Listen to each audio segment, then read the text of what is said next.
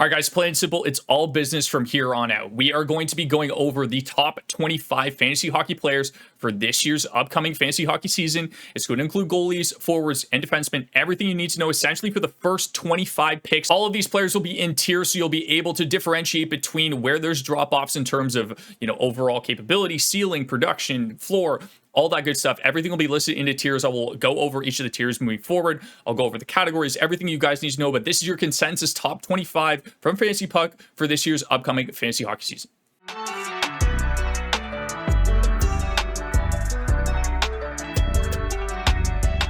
All right, guys, let's dive in. In my opinion, there's a clear top 5 and a clear top 8 in this year's fantasy hockey season. I think the first 5, everybody should know. Everybody should be able to rhyme off on the top of their list. We're going to have, first and foremost, who I think is solidified himself as the best fantasy hockey player, Nathan MacKinnon. He's going to be there at 1, incredibly consistent across the board over the past 2 seasons. He's been healthy the past 2 seasons. They might honestly rely on him more going into next year with the loss of Mikko Rantanen, so he could just be, playing a ridiculous amount of time every single game, because the Avs are going to need this guy to go off again in order for them to be successful this year with some of the holes in their roster. Now, number 2 off the board, none other than Connor McDavid. These should be your consensus 1 and 2 across every single format, guys. McKinnon, McDavid, whichever way you want to put them. McDavid hasn't been healthy the past 2 seasons. That's why, in my opinion, he's slightly behind McKinnon. McKinnon also outscores and outshoots him over the past 2 seasons as well. So gives you a little bit more upside in terms of that shot volume, in terms of that goal scoring upside. But if McDavid stays healthy, he could easily get into that 140, 150 point range, in which case he would be, more or less the number 1 pick. Either way, these are your top 2. Number 3, every single time for me, is Leon Draisaitl. Incredibly consistent. He's got basically like a 50-goal floor at this point. Even when he's not healthy, he's hitting that 105-point floor that he has. Doesn't have the shot volume totals as guys like McKinnon, as guys like Austin Matthews, but he is such an incredibly consistent goal scorer. And you know exactly what you're getting out of him every single year. He's so safe. There's no changes to the roster outside of some additions for some kind of like middle 6 forwards. Potentially, you've got some younger guys coming into the fold, but Draisaitl and McDavid are pretty much set in stone, and it will be moving forward into next season. The number 4 pick in every fantasy hockey draft should be Nikita Kucherov of the Tampa Bay Lightning. He has what seems like a 120-point floor at this point.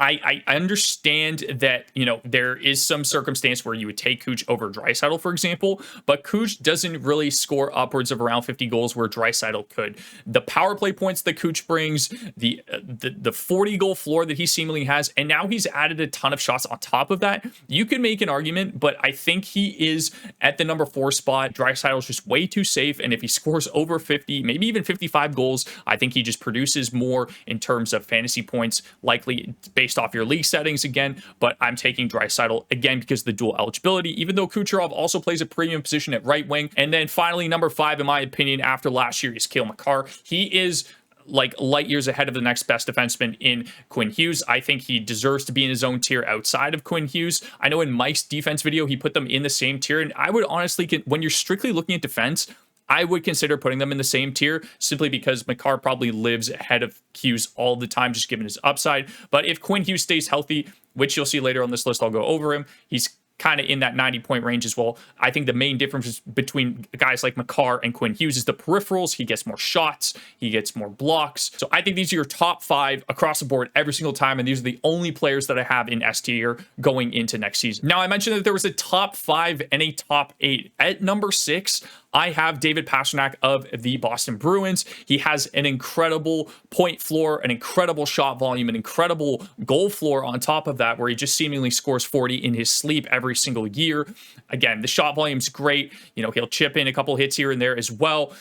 He's shown last year that he's basically team-proof. I don't want to say that I'm not concerned about the Bruins. I think there is some concern on my end about, just the fact that they're not going to bounce back off of next season. It's more or less going to remain the same. But Pasta has shown that he can consistently play through the woes of the rest of the team. He's the number 1 guy. He's leaned on a lot. Very similar situation to like McKinnon, where it's like that team's going to really need to rely on this guy for a lot of success. So he's going to be playing a ton next season. They also lose Brad Marchand in that mix. So I'm, again, still hesitant at this point in terms of like what the Bruins are actually going to be next year. I think there is, like I said, a bit of concern with them kind of taking another step back in terms of what we saw last year.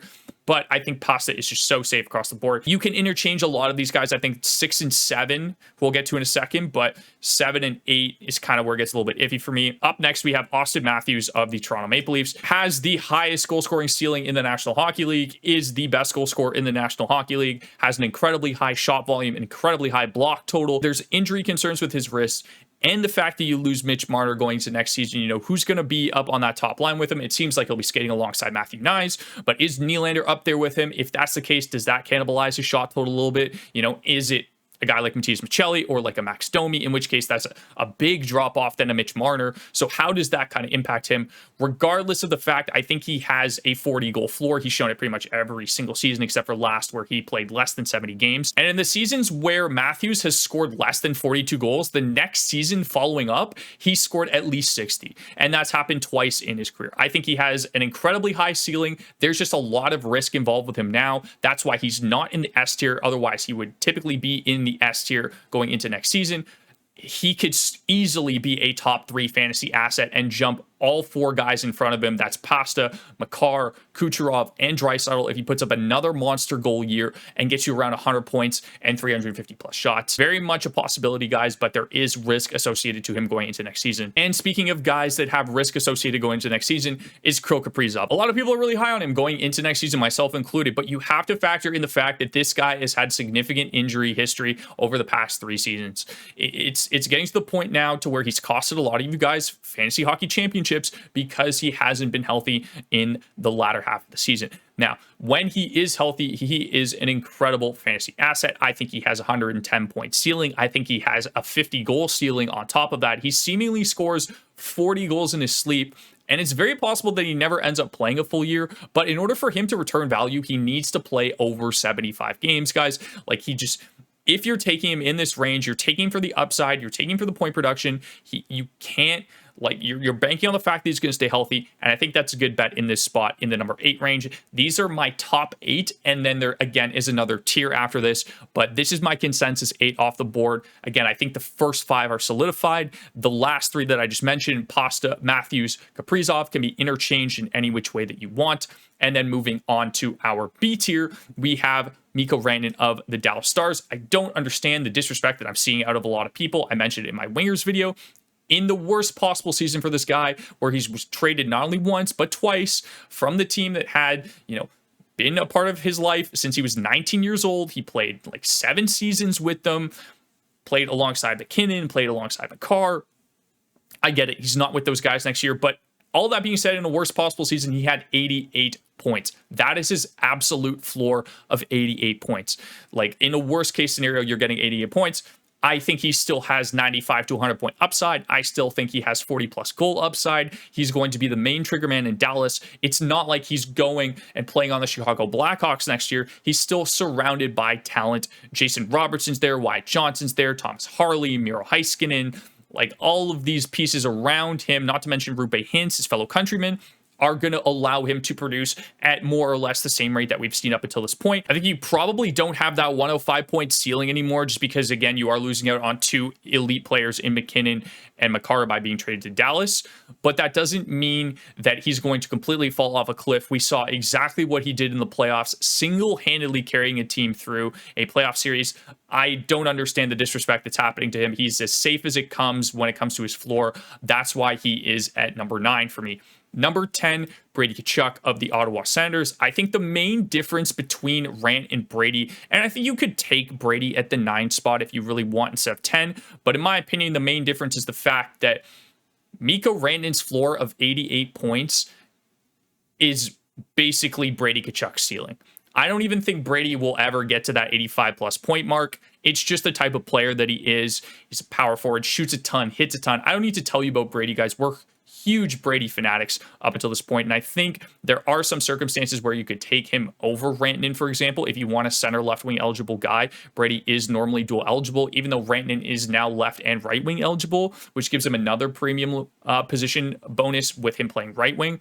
But for Brady, guys, again, I'm not concerned at all about last year. He was playing through an injury. The dip in production does show that, if there is a chink in the armor, it is now. And I think that if we see Tim Stutzla increase and take a step this year, Brady will hopefully be riding alongside those coattails. If he lives in that 70 to 75 point range, I think that's fine. You probably, could justify bumping him above Rantanen just because of how insane his peripheral floor is with the amount of shots that he gets, with the amount of hits that he gets. But again, the power play points aren't really comparable to the ones that you see out of Mikko Rantanen either. Even though he is in Dallas now, I don't think is that big of a drop off from what we saw out of him in Colorado. So that's why I have Rantanen above Brady. Brady's still a great pick. We love him. Number 10, another center left wing eligible guy. We have Jack Hughes. Guys, he's played under 70 games the past 2 seasons. He's injury prone. But again, very similar to Kaprizov is the fact that when he is healthy, he is a top 10 fantasy player. And you're essentially drafting this guy in hopes that he will stay healthy. There's a lot of risk, again, associated to that, but he is so good when he is healthy. I think he has a 110-point upside, very similar to Kaprizov. I don't think he has a 50-goal upside in him, but he does have a ton of shots. But he doesn't really do much in terms of the other peripheral categories, very similar to a guy like Kirill Kaprizov. But for Jack Hughes, it's just, I don't think he has the goal ceiling as a guy like Kaprizov where he could score 50. We like Hughes around that 40 goal, 45 goal range and 105. I think he can get 110 points, honestly, if he stays healthy, maybe even more. And he's still so young. He's 4 years younger than Kaprizov and still roughly produces at the same rate. So again, a ton of upside for Jack Hughes, especially as the Devils players kind of start to grow. We've seen the emergence of Jesper Bratt. Nico Hischier has been really good as of late as well. So again, keep that in mind. He is injury prone at this point. But rounding out our B tier guys, we have our second defenseman off the board in Quinn Hughes. Makar is significantly ahead of him. I think Quinn Hughes, when he stays healthy, could get you a similar amount of production. The main difference is that Quinn Hughes, again, if he gets you around that 95, maybe even 100-point mark, I think he probably jumps everybody in this B tier here, just given that upside that he's a defenseman and he's, hovering around that point production.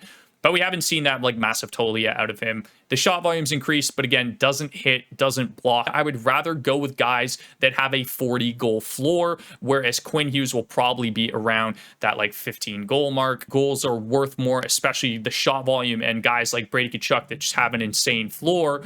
Whereas, Quinn Hughes, now looking at that Vancouver roster without a guy like JT Miller, for example, could that take a hit on the power play? Absolutely. But I think he's the second best defenseman off the board and is deserving of his B tier slot. On to your C tier guys, you have William Nylander starting us off. He's an incredibly consistent player, an incredibly durable player on top of that. He hasn't missed a game in the past 3 seasons. He's basically scored 40 goals every single year. He's had shown that he can be upwards of that 95, almost 100-point range.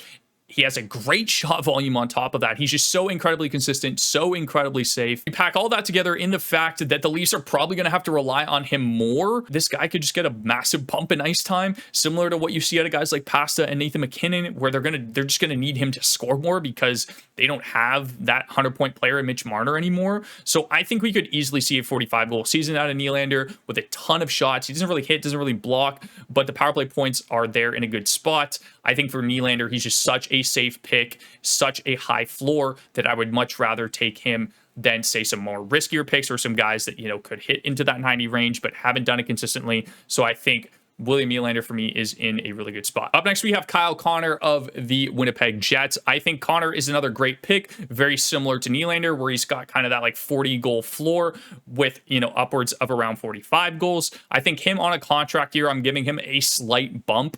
And I think in his case specifically, we could see another 90-point season. Again, given the fact that he's the main catalyst on this Jets power play that's just really clicked really well over the past season. Only left wing, which is a little bit of a detriment. But for Kyle Connor, I think he's in for a really good year. I think he should have around that 90-point mark.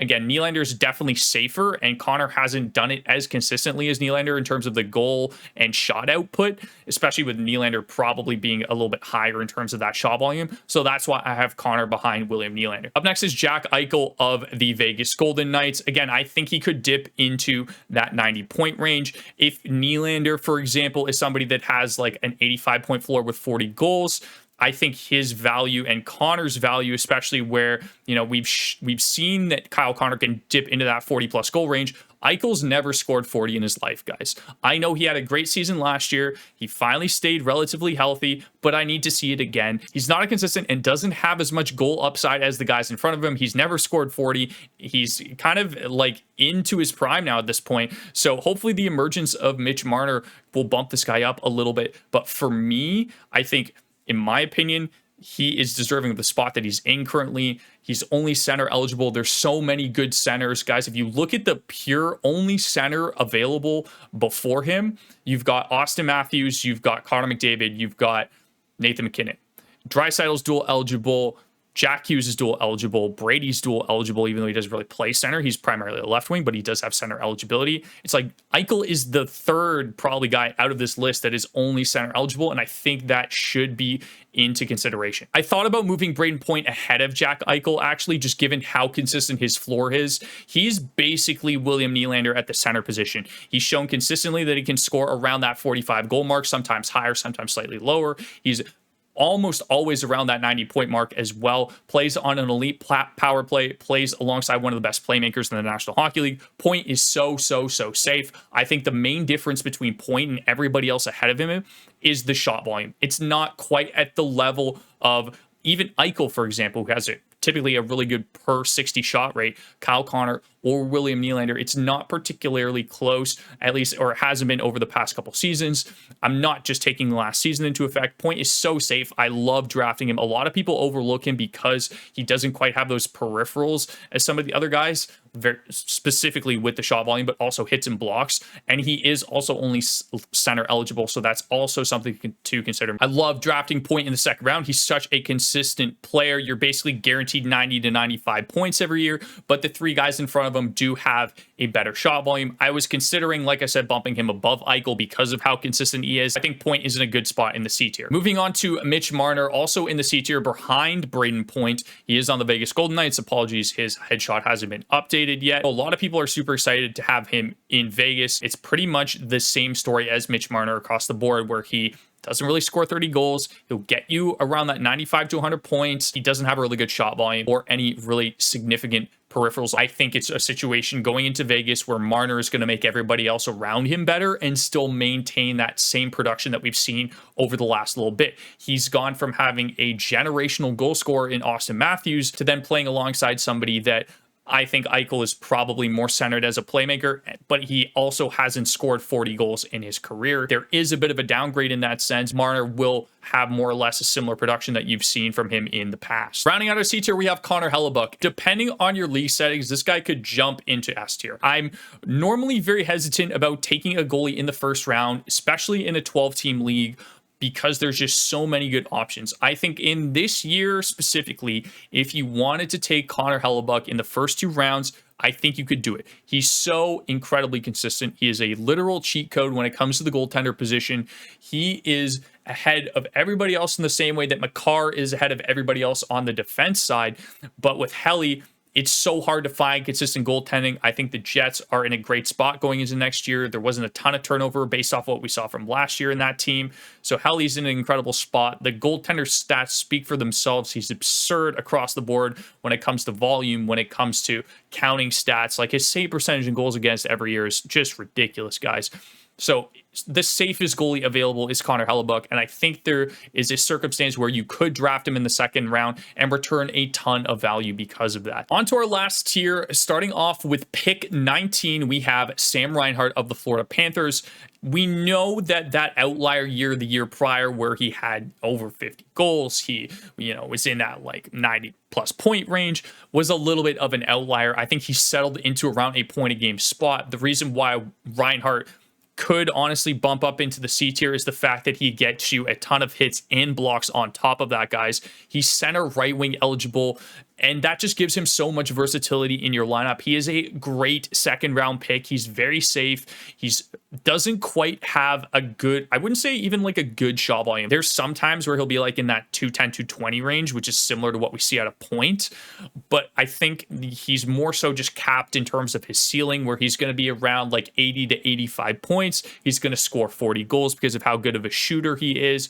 but the shot total isn't there, even though he does have a good peripheral floor when it comes to hits and blocks. Up next is Sidney Crosby of the Pittsburgh Penguins. I know I had him and Brayden Point and Jack Eichel in the same tier in my centers video, but counting into consideration some of the other wingers and goaltenders that are ahead of him, my biggest concern isn't the fact that Sidney Crosby is going to slow down. It's the fact that the Pittsburgh Penguins are going to box him into a situation where they start selling pieces right, left, and center because they're going to do everything they possibly can to get Gavin McKenna this year. So what happens when this roster is completely thinned out? There's no Raquel. There might not even be a Malkin. Rust is likely gone at that point, and that's not even talking about the defense. I know there's been a couple rumors around Erik Karlsson being moved, but I think the 90-plus point seasons are out of reach for Sid. I think we'll see him around that 85, maybe even like high 80s, depending on how the team does, but he is still a very consistent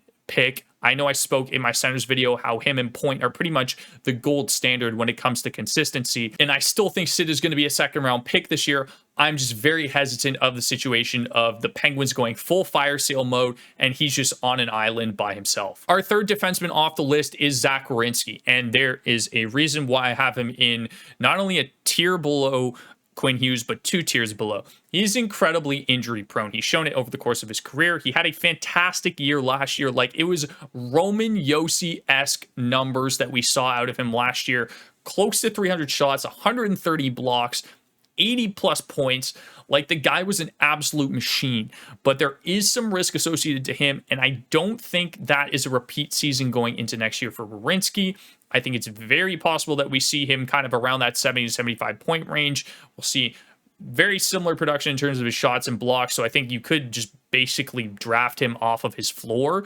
But I think the upside that we saw last year was a bit of an outlier, and there is still a lot of injury risk associated to him moving forward. So I'm being hesitant with him this year, even though I do think he is the number 3 defenseman off the board still. I have him above Rasmus Dahlin, who we will get to in a little bit. But for me, I think you just need to be a little bit hesitant, and I'm probably not getting to him this year just strictly because of his ADP. Up next is Artemi Panarin of the New York Rangers. You're going to be able to get Rangers players at a discount because of how bad they were, but I think you're going to start to see more of a decline, I'll call it, from the Ranger team. If Panarin starts to slow down because he is going to be 34 years old, which I'm anticipating, I think the rest of the team, which is still aging, like JT Miller's 32, Trocheck's 32, like Zib is 32, and we've already seen his decline start. So I don't quite think we're going to see a 90-plus point season out of Panarin. I don't think we're going to quite see a 35-plus goal season out of Panarin, but I do think he will be in that like 85-point range. The problem is, compared to like him, compared to like Crosby, compared to like Reinhart, is he doesn't really do anything in terms of the peripherals. Like, he doesn't hit at all. He doesn't block at all, even though his shot volume is pretty good, I'd say. Like, it's average, I'd say, compared to some of the other forwards on this list.